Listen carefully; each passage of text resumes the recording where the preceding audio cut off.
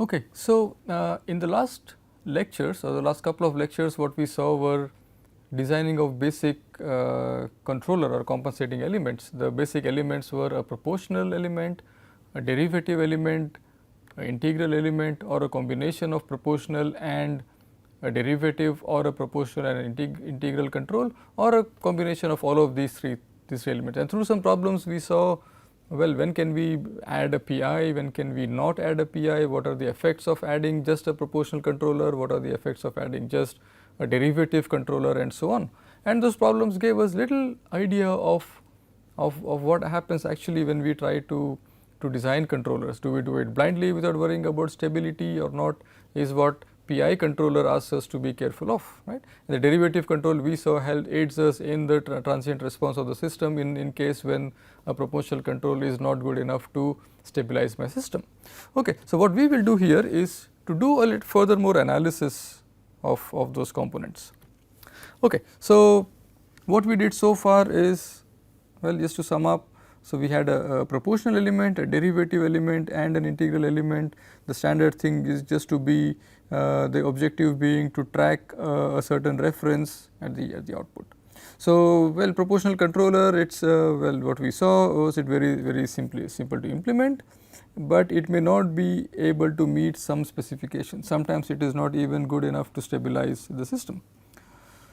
Stability, so when I look at proportional and the derivative control, we saw that it actually had a very good transient response. It could stabilize the systems, and then based on the value of the KD, which added damping into a simple second order system, it provides more control over where I should place my poles of the closed loop system. Integral control, well, it had perfect tracking of constant reference inputs, because it has a 0 adds a 0 at the origin, and I know that type 1 systems, if the reference signal is a step, then I could track it perfectly. And it also had good effect of rejection of constant disturbance inputs, where we saw that if the plant had some some poles at the origin, they were not good enough to neglect or reduce or reject the effect of disturbance. In that case, we actually needed to have a controller which had a pole at the origin, right. So, for second order systems, all this proportional, derivative, and integral control, they add to stability. I can also look at where to place the poles. Placing the poles, I know, has lot of effect on the relative stability of the system. Perfect tracking of constant reference inputs, and also I could reject constant disturbances with the help of an integral control. Okay. So, what we will do here is to just get little more understanding of this integral and derivative actions, and what are the practical issues while I implement PID controllers. And this would lead us to some kind of approximation of these PID components called the lead and the lag compensation, right. And then of course, we will also look at these performance specifications both in the time and the frequency domain, and see how they actually connect to each other. Okay. So, let us start with a very basic first order system with a proportional controller. What do I usually want to do is to track a reference at the output. Okay. So, as long as A is greater than 0, I know that the system is stable and it will have a steady state value of y equal to 0, right, some response like this. And through a feedback controller, I just want to see if I could try to shift this steady state value to 1, right. For example, if I am just something is lying on the table, if I were to lift it, I will just need some external force, right. Can I just lift it to some 1 meter above the ground, right. So, here I will say through a feedback controller, can I try to shift the steady state position to 1. So, let us try to understand, does a proportional controller help me achieve this. So, what is the structure? So, I have the reference, I have the output, then the error goes via Kp, and the Up is Kp times Es, and this goes as an input to the controller and generates an output. So, typically what I would like is E t should go to 0 as t goes to infinity, right, or the steady state error should be 0, or which means that this y should track this reference asymptotically, right. Okay. So, now let us just try to understand this with the help of the block diagram here, right. Okay. So, let us just see with this help of this block diagram. So, what do I want? I want E to go to 0 as t goes to infinity, or y to track r as time goes to infinity. Okay. Let us see how this propagates. So, once E goes to 0, then I will have that this is 0.5 times 0 and this is also 0. So, this will be 0. Okay. Now, what is this actually is? This actually is computed to be this one, which is actually 0. Now, if this is 0, I go back here and I compare this with this thing, I say, well, the error is actually not 0, right. So, there is actually a contradiction here. I cannot have the steady state error to be 0 and in this setting. It could be something else. I am not really worried about that something else. I am just worried about keeping my steady state error to 0 or y tracking r asymptotically, right, which means that if this was assumed to be true or if this was feasible, it would mean that this actual input to the plant would be 0.5 times 0 and the controller applies no input, right. Its natural state is 0. Without applying any input, I cannot get any output here, right. So, the controller applies no input to the system to maintain the system at the new steady state, which is contradiction, right, because if I were to hold this at some non-zero steady state, the controller must supply some input, right. The controller must apply some non-zero input to the plant to maintain the output at some non-zero value or a non-zero equilibrium, if I may also. Therefore, in this case the steady state error cannot be 0. We are only worried, is the steady state error 0 when I have a first order plant with a proportional controller in the closed loop tracking a step? Well, the answer is no. We also know those answers via the time domain analysis. We also know the answers via the error constants which we had found out. Okay. Now, let us say, well, I am not really worried about having a steady state error of 0, but some number. So, if I take this plant controller configuration, then I can compute that the error is 0.1, right. So, this is again follows the first order system analysis which earlier in the course, I think module 4 or something like that. Okay. Now let us see how is this consistent. So, there is a steady state error of 1, this error gets multiplied by 9 and I have input at input signal here as 0.9 and then the output because of this input will be 0.9 at steady state. So, I am holding this guy at 0.9, but to hold this guy at 0.9 I am actually having a non-zero input, right, which is actually also 0.9, right. So, I can with some adjustment of this guy reduce the steady state error, but of course, for the steady state error to go to 0, this has to go to infinity and again it will lead to some other contradictions. The steady state error will never go to 0, but we can reduce it to some small number depending on the choice of the Kp, right. So, the proportional controller, it reduces the steady state error, but does not eliminate it completely. Of course, there are practical issues of noise amplification and things like that. When I choose Kp to be very large, it may not be practically feasible sometimes and could come up with some other issues. Okay. So, can I add an integral control? Well, integral control would mean just add an integrator here. This would increase the type of the system to 1. And I know by the error constant analysis that a type 1 system, if I have a step here, I will track it perfectly, right. Okay. So, what does it mean again in terms of these signals, right. So, if I compute the error signal, well, the error is something like this and it goes to 0 asymptotically. Now, the input has some value like this, right. It has some input value even at steady state, and based on this input value the output is tracking the reference asymptotically. So, up, this guy is now 1 over s times Et, or if I talk in terms of the time domain, it is the integral of the error, right. This signal you integrate it and you get up. Earlier it was just getting multiplied. If it was 0, it was 0.5 times 0, if it was 5, 0.5 times 5 and so on, right.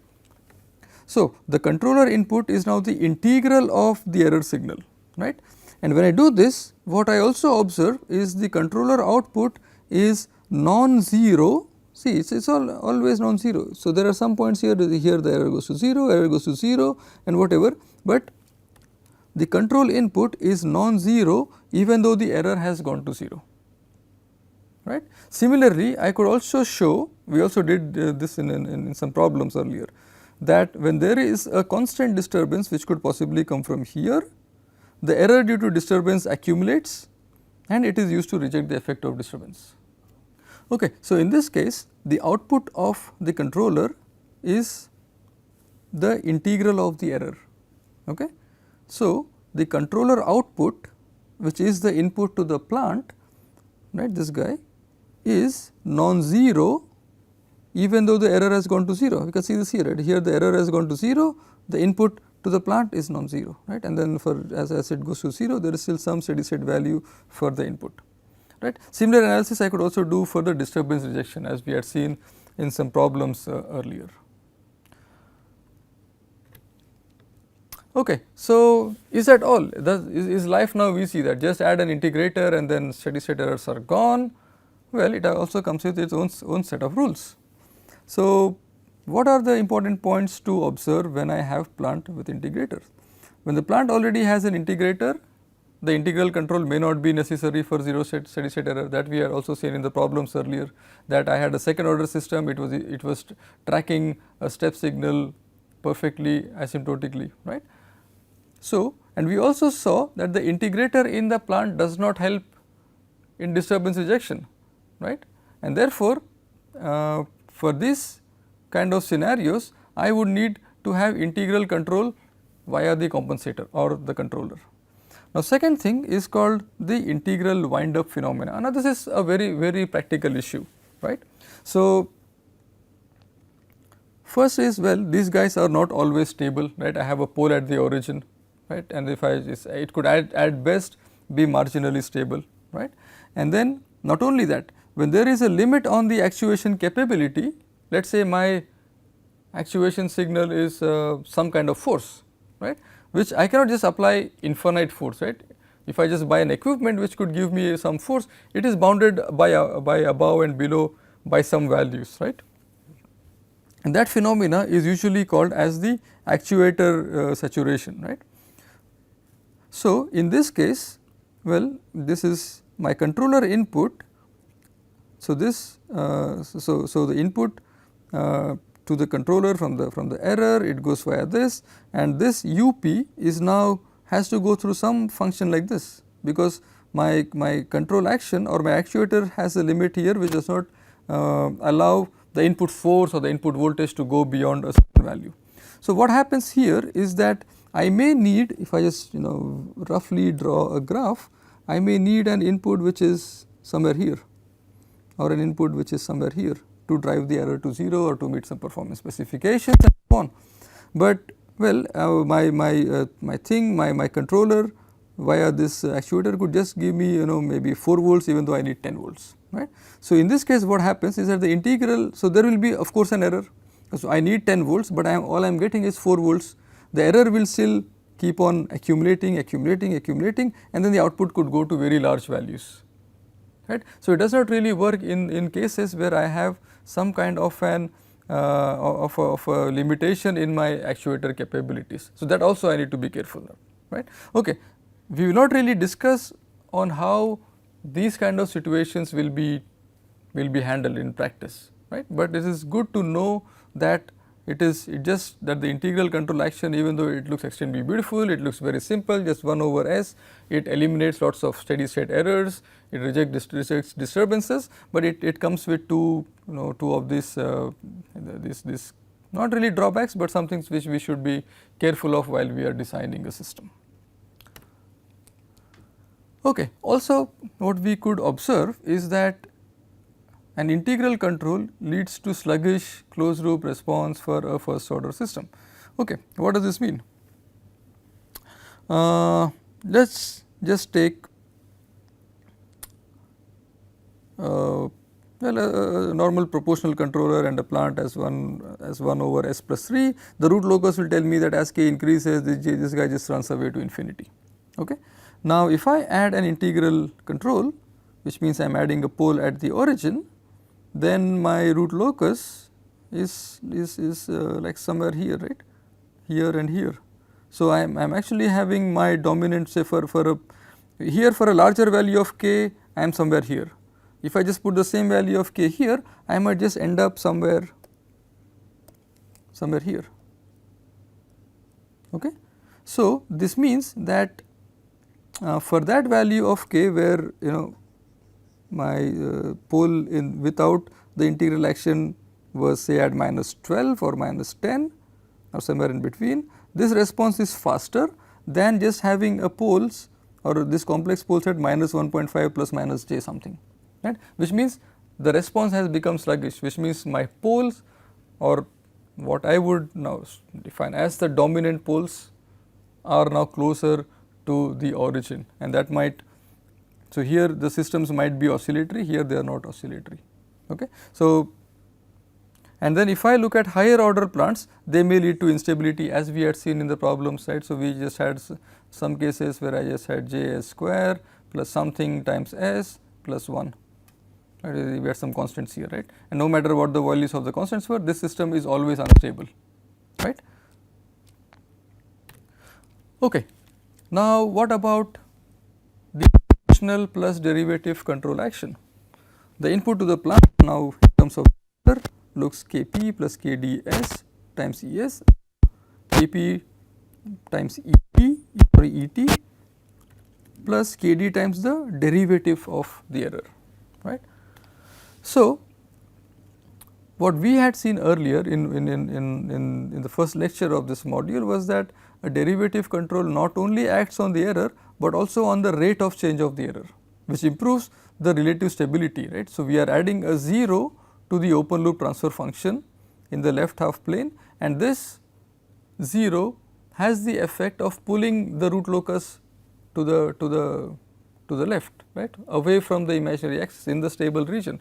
Now, the more away I am from the imaginary axis, the more I can say that I am more and more relatively stable, right. And not only that, right, that the derivative term is, in some sense, it has some anticipatory effect or some anticipatory behavior. It predicts how fast the error is changing, and therefore, it could take corrective actions much better than if I would not have this E dot term. So, what is the effect of adding this proportional and derivative terms, right? So, we had seen this earlier in problems, but it is good for us to remind us every now and then. So, this j s square, if it just had a Kp without a Kd, I know that it is not stable, that the roots will always be on the imaginary axis. As soon as I add a Kd, I introduce a damping term, and by proper choice of this Kd, I could choose if the system is under damped, over damped, critically damped, and I can play around with the response of the system, right. Now, Kd influences only the s power 1 term, Kp influences s power 0 term, right. But then, well, to have control over the closed loop pole locations, I need two things, right. So, the standard thing was I had omega n square s square plus 2 zeta omega n s plus omega n square, and this omega n together with zeta characterize the complete behavior of the closed loop system, right. So, therefore, here both these terms Kp and Kd are necessary to have complete control over the closed loop poles.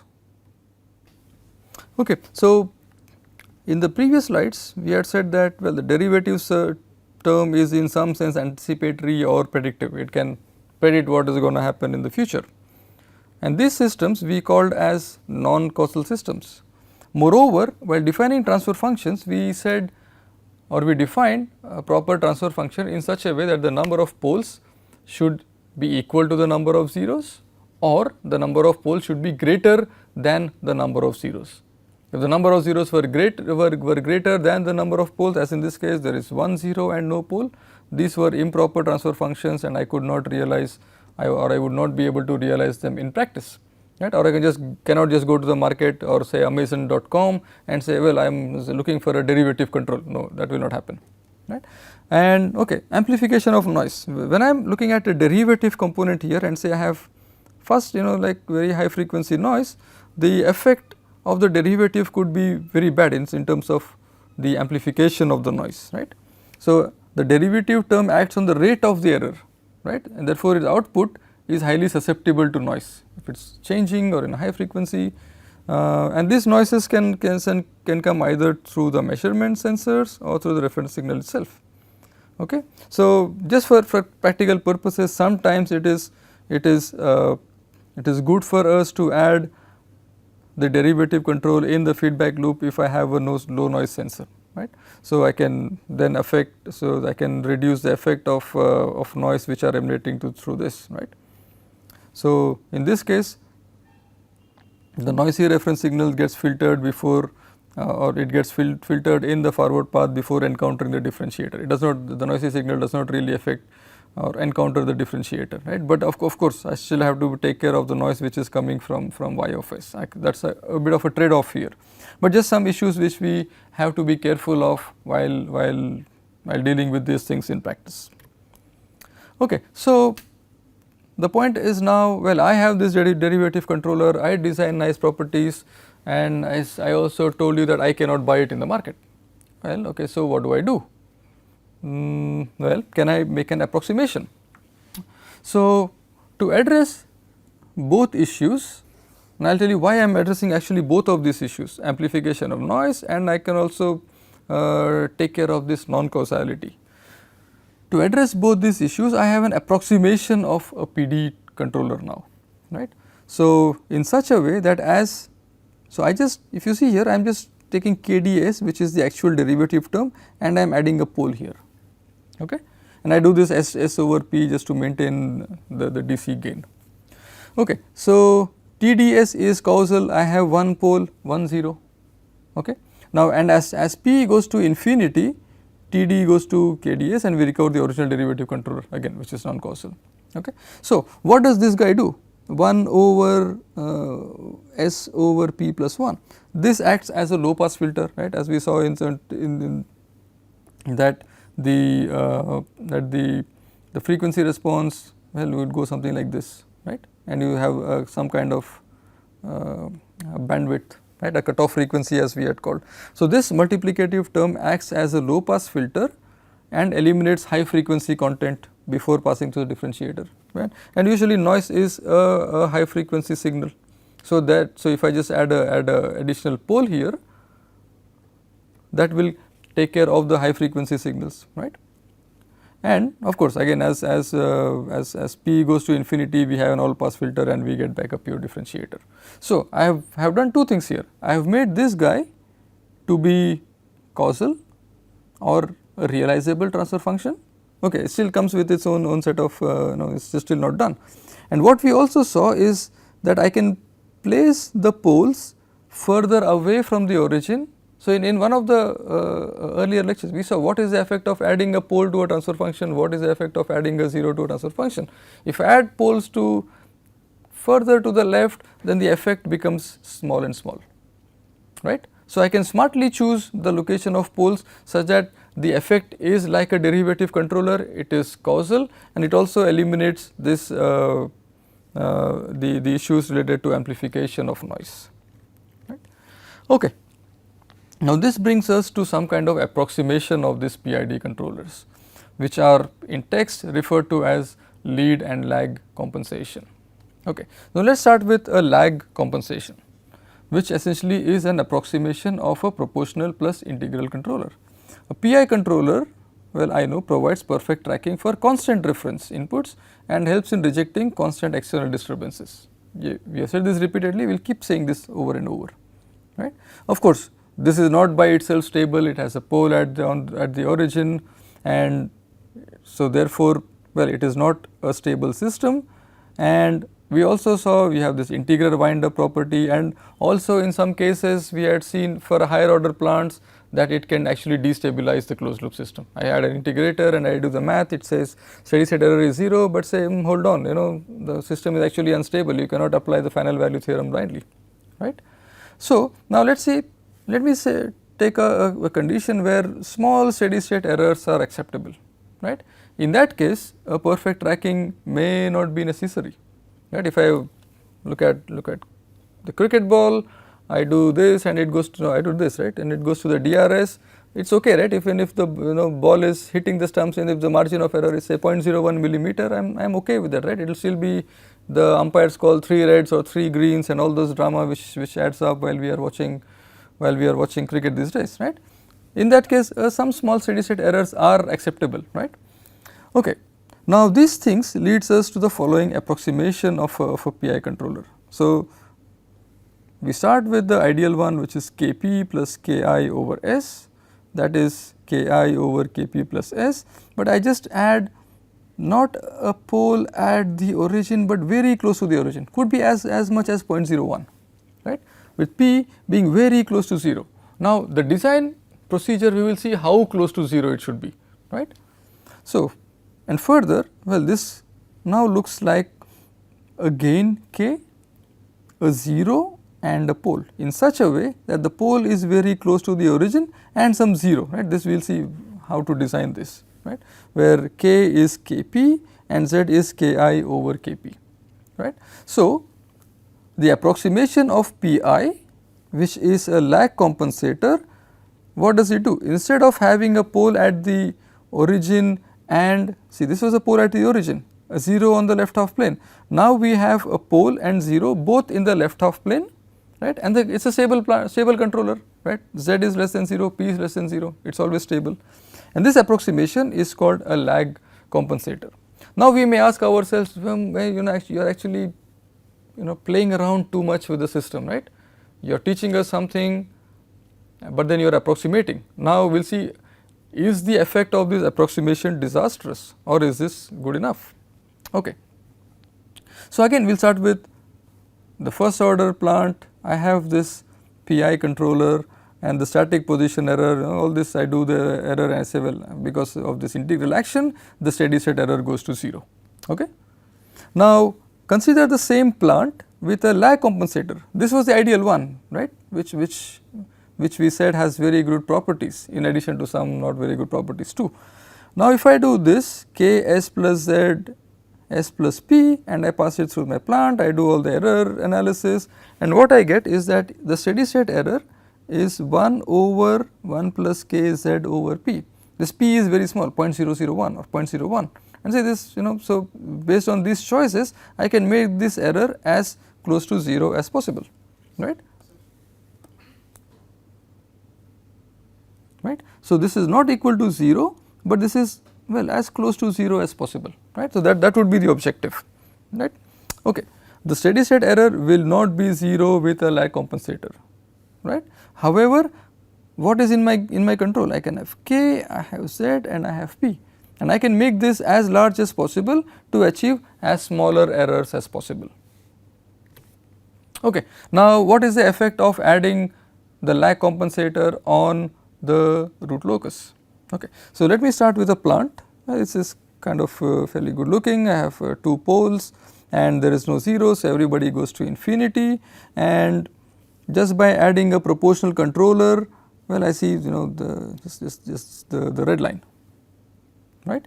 So the poles are always at this complex conjugate poles, and then I have a certain steady state error. Sorry, this I could compute by hand. Okay. Now if I add a lag compensator, okay, first let us see what is the ideal case, right. The proportional plus integral controller, I do all these things and I get the steady state error to be 0, which theoretically I have been learning since a very long time now. Now if I, instead of this, I do something like this, I still have S plus 0.15 and I have a pole very close to the origin, that is like 0.015, right, and then the dominant closed loop poles are at this location, right, somewhere here, right, and then the steady state error instead of 0 is now 0.03, which is in a way kind of fairly acceptable, right. And if you look at the root locus, it does not really change much. So the qualitative behavior of the system with respect to gain has not changed much, if not at all. It will change by a very small margin, but will still be in a very safe zone, right. So I start with 0 and 0.03, this is okay, right. Okay. So what do these plots tell us, right. So I have a plot here with a P and a Pi. So, and all the time while we were talking of Pi, we were talking of perfect tracking, right, disturbance rejection. So all these are steady state behaviors. These are all important at the steady state. Now, while I am playing around with the steady state behavior, or I am trying to improve the steady state behavior, does it have any bad influence on the transient behavior? So, the first plot, which is just adding the proportional controller and comparing it with the PI controller, you see, well, this is actually fairly close enough. So, there is not too much of compromise on my transient behavior, it will be very small, right. However, now this is the ideal PI controller. Now, I say, well, this is actually not very good, I need to actually go to something called a lag compensator, which is an approximation of a PI controller, and here I say, well, they are more or less they are very much the same, right. So much same that with this plot I cannot really find out any difference. If I zoom in like 100 times, possibly something would happen here, right. So, first thing is the PI controller has a good effect on the steady state performance without compromising too much on the transient behavior, and the PI is close to the lag compensator, and therefore, I can conclude that the lag compensator, if I implement it this way, it improves my steady state performance without compromising too much on the transient behavior. And so, that we will keep in mind whenever we are doing a steady state error design or a lag compensator design. Okay. Now, having found a causal approximation for a derivative controller, right, we would again like to do something similar as we did for the PI controller, right. So, under a similar approximation, so we will have again k, s plus z and s plus p, where again k I can find what are the constants and z and so on. Okay. Now, again this is causal, this is stable, and again which is less susceptible to high frequency noise, right, because it is not a pure derivative term, right. Okay. So, both the pole and 0 are in the left half plane, with the pole further away from the origin than the 0. Now, we will really see why this is true, right. So, here it is so even though both the structures were the same k s plus z, k s plus p, here I also had the same structure, right. It really depends then on the choice of the poles and zeros to decide which one is a lead compensator, which one is a lag compensator, and I will shortly tell you that. But before that, let us again analyze what is the effect of adding a lead compensator on the root locus. So, what we saw earlier was adding a derivative component significantly improved my transient response without possibly much changing the steady state response. Okay. So, I start with 1 over s square, for which I saw that all the time that my poles how much ever I change the gain, they are just on the imaginary axis. Okay. Now, adding a proportional derivative control, which is I am just adding 0, it just has the effect, it just pulls the root locus to the left, right. So, the poles for a certain gain which were here, which were at this location, have now become somewhere here, right, approximately, right. So, through this PD control and a smart choice of k and z, I can place my poles anywhere on this circle. The circle could be different for different kind of stuff, right. Okay. Okay. Now, look at this thing, right. So, this is desirable, right, that the root locus experiences a significant shift to the left, and shift to the left is required because I am interested in improving the transient performance. Now, this PD controller, how does it compare to when I just look at a lead compensator, which is an approximation, where I say I have say a 0 at -1 here and a pole significantly further, right. Okay. Now, when I do this, well, you see that there is not much difference, right. The green line and the blue line are fairly close enough to each other, and again with some little adjustments here I can get my closed loop behavior to perform in a certain manner, right. So, what we conclude here is that the ideal PD controller, it affects or it improves the transient performance via this kind of a behavior, that it pulls the root locus to the left. It also helps in increasing the relative stability, but this approximation also does more or less the same kind of job, and this is realizable, this possibly is not, this is never realizable, right. And you can say, well, then what does this pole do, right? So, the only significant difference here is I have a S plus Z, but I have a pole. So, the reason I add a pole very further away is that the effect of pole as it goes further and further to the left, it reduces, right, as we had seen in the first lecture. So, I will add a pole to make it a proper transfer function, but I will keep it far enough in such a way that it does not really affect my behavior of the system, right. Okay. So, both compensators now have this structure S plus Z, it has a pole, it has a 0, it has a gain, right. So, when Z is greater than P, then it is a lag compensator. So, if I were just to write down in a very very nice way. So, the lag compensator should have an integral action, I just cannot have a pole at the origin. So, I place it somewhere very close by, okay, and then the 0 would be somewhere here, right. So, the 0 is to the left of the pole for a lag compensation. What did we see for the lead compensation is that if I add a 0 here, it pulls the root locus to the left, which is nice, which is what I want, right, it improves the transient response, but to make it realizable I have to add a pole. So, I add a pole further to the left, which means the effect of this on the transients will be as minimal as possible, right. And then of course, then we will see why these are called lead and lag, right. So, I will skip this discussion when we actually draw the Bode plots of these compensators. Okay. So, having had an approximation for both PD and PI, well, will there exist what about PID controllers, right. So, this problem is solved by using lead and lag compensators in cascade to each other, so as to approximate a PD control action, right. Okay. So, after all this design approximations to the lead and the lag and the PID being a cascade of a lead and a lag, how do we relate these to performance specifications? So, while we started our time response analysis, we said that the performance was based on the overshoot, it was based on the rise time, settling time, steady state error and so on. Then we also had an equivalent frequency domain analysis, where we talked of resonant frequency, we talked of bandwidth, and how are all these related to each other, and how are all these related to the design specifications, and how could we do this via a lead and a lag. So, before we do that, we will just compare the performance specifications both in the time and the frequency domain and see if they are actually related to each other.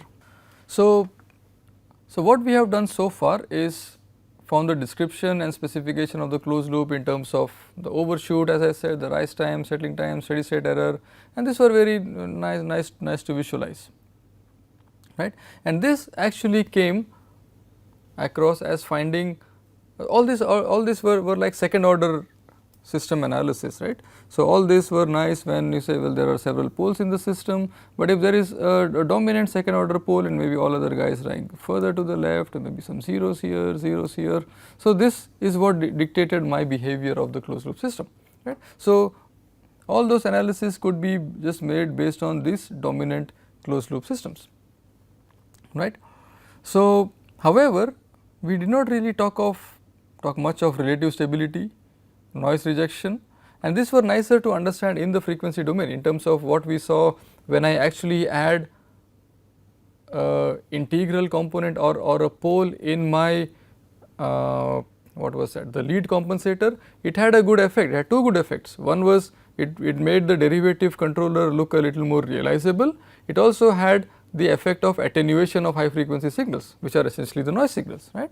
So, and these are in some sense better to understand in the frequency domain, and therefore, we see sometimes these parameters or the design specifications are, well, to loosely speaking, simpler than in the time domain. Simpler not in terms of that the problems which I give in frequency domain are simpler than the time domain. It might actually turn out to be the reverse, that this might need a little more trial and error or some approximations than the design in the time domain. So, simplicity comes from just from one or two parameters I can actually get lots of information, right. So, before we do that, we just find out, is there a correlation between these parameters such as the rise time, overshoot to the frequency domain parameters, which were the resonant peak, the resonant frequency, bandwidth, the gain margin, phase margin and so on.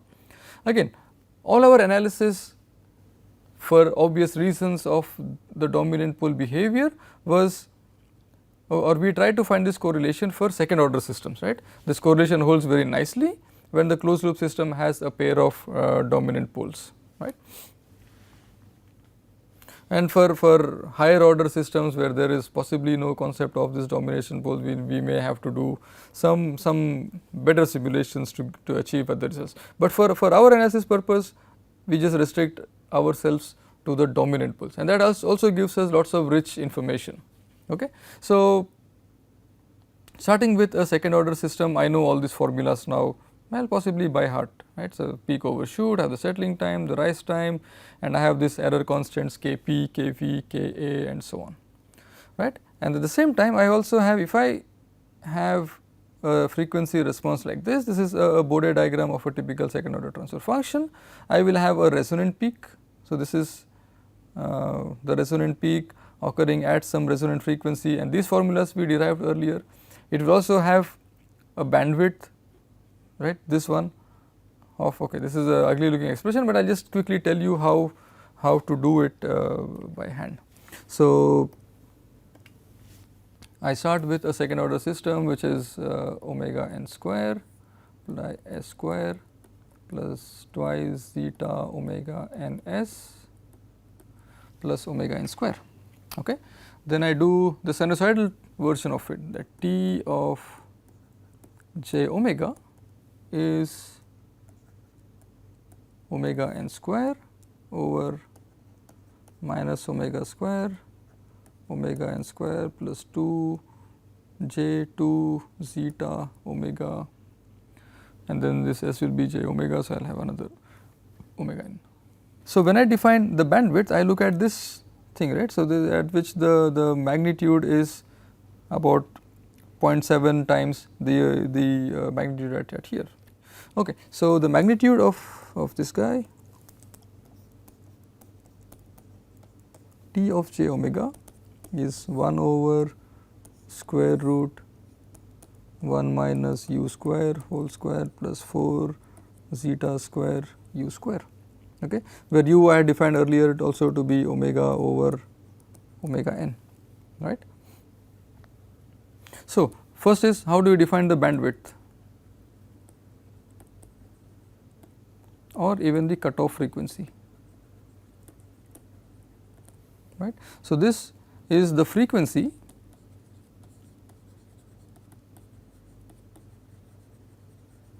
at which the magnitude of the response, now I am talking about the frequency response, not the time response, is 3 dB or below, right. And the bandwidth is then defined as this 0 less than omega less than omega b, right. Okay. So, how do we find this? We just look at, okay, take the transfer function and evaluate it to 1 over square root 2 in the absolute scale, or in the log scale we say 20 log of t j omega should be minus 3. Okay. Then I will just skip the computations because it just kind of just very manual, right. You could just do it by yourself, and then I can say that the bandwidth is related to zeta and omega n via this kind of ugly looking expression, square root inside a square root and so on. Okay. So, I will not ask you to differentiate this or anything like that, but we will just try to not even remember this formula, only to show that there exists a relationship between the bandwidth, which is essentially a frequency domain concept. It relates directly to omega n and zeta, which came from the time domain specifications, right. Okay. For a system to track inputs quickly, it must have a large bandwidth. This again comes from here, right. What is bandwidth is depending upon omega n and zeta, right. And however, sometimes it will be, it is not desirable from the noise perspective, right, because if I have a higher bandwidth, as I saw when I was just having a pure derivative controller, it was an all pass filter and it had the drawback of not dealing very well with high frequency noise signals, right. So, in practice we will actually look at trade offs between good and bad, right. Okay.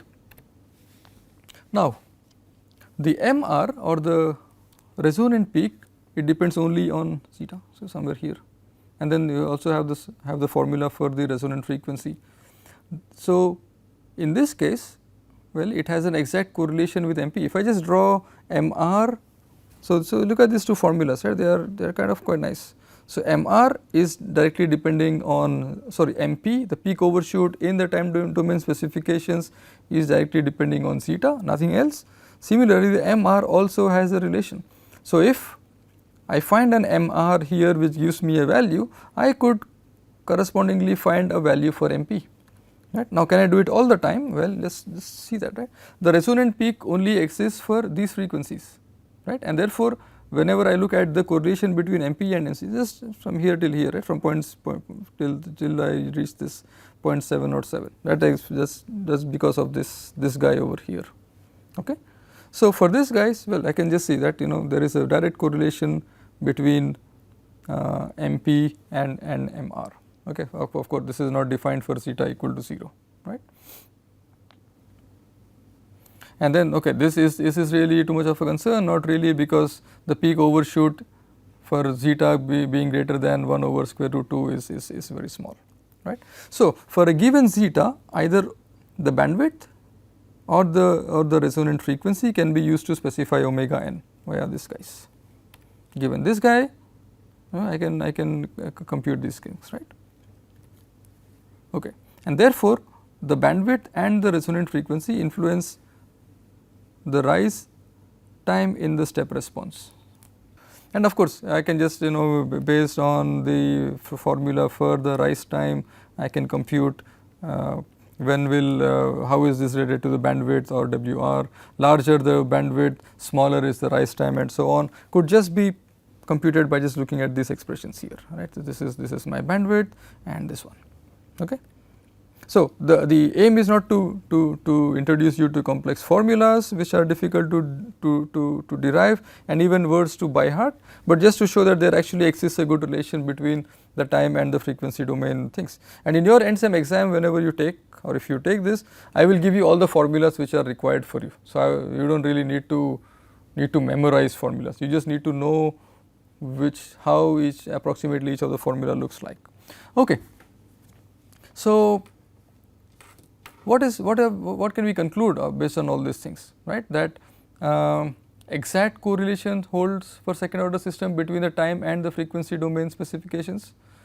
For higher order systems, if there is a pair of dominant poles, then we can still use this correlation, right. And as said earlier, well, the frequency domain control design gives us a little more information than in the time domain. I will still very carefully use the word simpler, right. And of course, the specification in the frequency domain after design are translated back to time domain to verify if the time domain requirements are met or not. And again, for higher order systems, we may need to do the design through extensive simulations, but then these are not very important to us at the moment, right. So, a basic understanding of the second order system will give us good amount of intuition while we do this analysis for higher order systems, just based on some lots of experiments and simulations. Okay. So, what we have done so far is to have a qualitative analysis of both the integral and derivative components. We also saw what were the practical issues of realizability, then we saw actuator saturation and so on, and we had some good approximation of these components called lead and lag compensators, and we saw also how the performance specifications in time and frequency domain are nicely interchangeable. So, next we will see how to implement this or how to design this lead lag and lag compensators, especially find the value of k, find the value of z, find the value of p. So, these were the important things, right, when we were realizing those lead and lag compensators. We will do that using the time domain or essentially the root locus technique, and also the Bode plot technique, which is essentially a frequency domain technique. So, and that we will try and use lots of MATLAB, we will plot lots of things for ourselves, we will ask lots of questions before we come to a conclusion, and hopefully that would be a little more intuitive while we are using MATLAB. Okay, thank you.